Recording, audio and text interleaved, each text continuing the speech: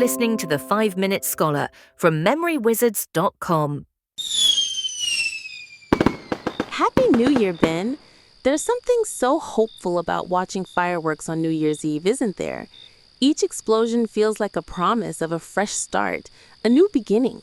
It's the ultimate night for optimism. It makes you think about resolutions, reinventing yourself, and chasing a brighter future.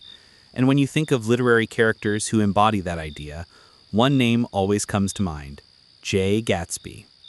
Absolutely. F. Scott Fitzgerald's The Great Gatsby is practically the official novel of the American dream.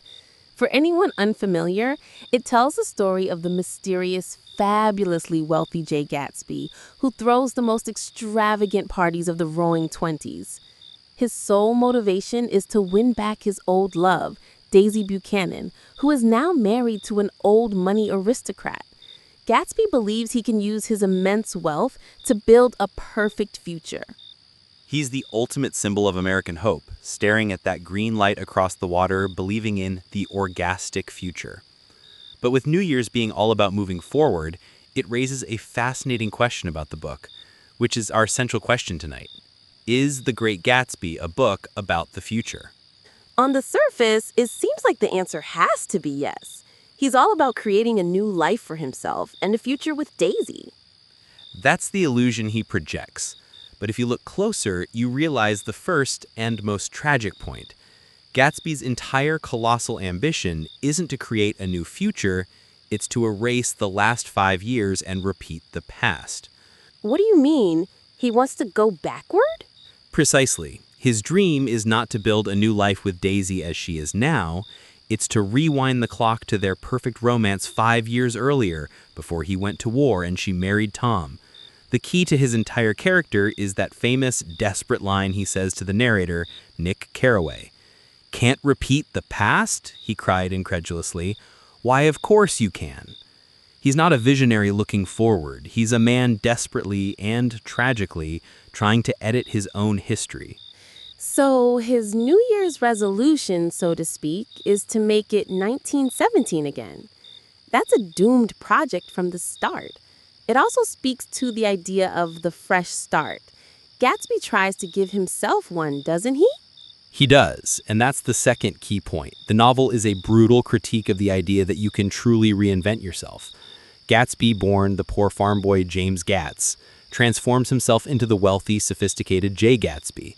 He gets the new name, the new persona, the new money. It's the American dream of the self-made man, but does it work? Not with the old money crowd. Never. To Tom and Daisy Buchanan, his new money is vulgar and suspicious. They look down on him, and in the end, they retreat back into their vast carelessness and their inherited social status, leaving him to take the fall. The novel argues that the American class structure is far more rigid than we want to believe. You can't just make a New Year's resolution to be a new person. The past and your origins will always cling to you. So if his dream is about the past and his reinvention is a failure, what is the book's final message about our attempts to move forward into a new year? And this is the final, heartbreaking point delivered in one of the most famous final lines in all of literature. The book is a profound warning about the seductive power of nostalgia. After Gatsby's death, Nick reflects on our universal struggle to achieve our dreams, and he concludes, "So we beat on, boats against the current, borne back ceaselessly into the past." That's such a beautiful and devastating line. It is, and it's the novel's ultimate thesis.